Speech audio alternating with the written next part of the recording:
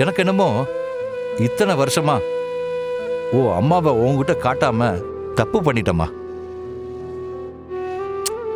உங்ககிட்ட முன்னாடியே சொல்லியிருக்கலாம். ஆனா ஏதோ ஒன்று உங்ககிட்ட சொல்ல விடாம இத்தனை வருஷமா தடுத்துருச்சு. விடுங்க மாமா, நீங்க என்ன வேணும்னேவா என்கிட்ட சொல்லாம இருந்தீங்க? உங்க இடத்துல மத்தவங்க இருந்திருந்தா இந்த அளவுக்கு செஞ்சிருப்பாங்களான்னு எனக்கு தெரியல. நான் இன்னும் இதை எத்தனை தடவை வேணாலும் சொல்லுவேன். நீங்க பண்ணிருக்கிறது சாதாரண விஷயம் இல்ல.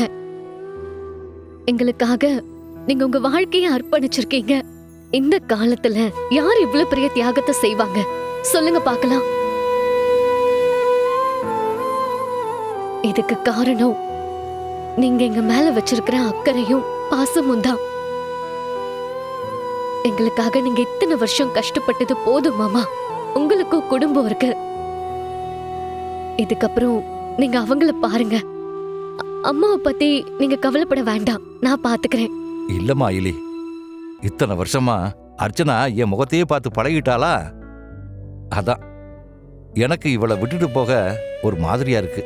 அதனாலதான் மாமா நானும் உங்களை போ சொல்றேன். தயவு செஞ்சு தப்பா எடுத்துக்காதீங்க. அம்மாவுக்கு பழைய ஞாபகம் வரணும்னு தான் நான் இப்படி சொல்றேன். இது வரைக்கும் அம்மாவுக்கு உங்க முகம் மட்டும் தான் நல்லா ரெஜிஸ்டர் ஆயிருக்கு. இப்பவும் நீங்க அம்மாவை பார்த்துட்டு இருந்தா என்னை பத்தி அம்மாவால யோசிக்க முடியுமான்னு கூட தெரியல. அம்மாவுக்கு என்ன பத்தின ஞாபகம் வந்தா கண்டிப்பா சரியாயிடுவாங்களோன்னு தோணுது. அம்மா கூட நான் இருந்தாதான் மாமா சரியா இருக்கும். மாமா, உங்களுக்கு என் மேல நம்பிக்கை இருக்குல்ல? என்னம்மா இப்படி கேக்குற? உன்னை நம்பாம நான் வேற யார நம்ப போறேன்? அப்போ நீங்க தைரியமா போயிட்டு வாங்க மாமா. அம்மாவை நான் பாத்துக்கிறேன்.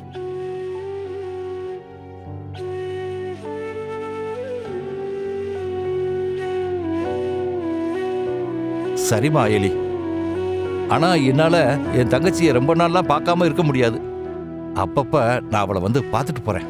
அதுக்கு என்ன மாமா, தாராளமா வாங்க. அம்மா அர்ச்சனா, அண்ணன் போயிட்டு வரம்மா. இனிமே ஓ மக உன்னை பார்த்துப்பா. நான் அப்பப்ப வந்து உன்னை பார்த்துக்கிறேன். சரியாம்மா? சரிம்மா எலி, நான் போயிட்டு வரேன். சிவா, நான் வரப்பா. சரிங்க சார்.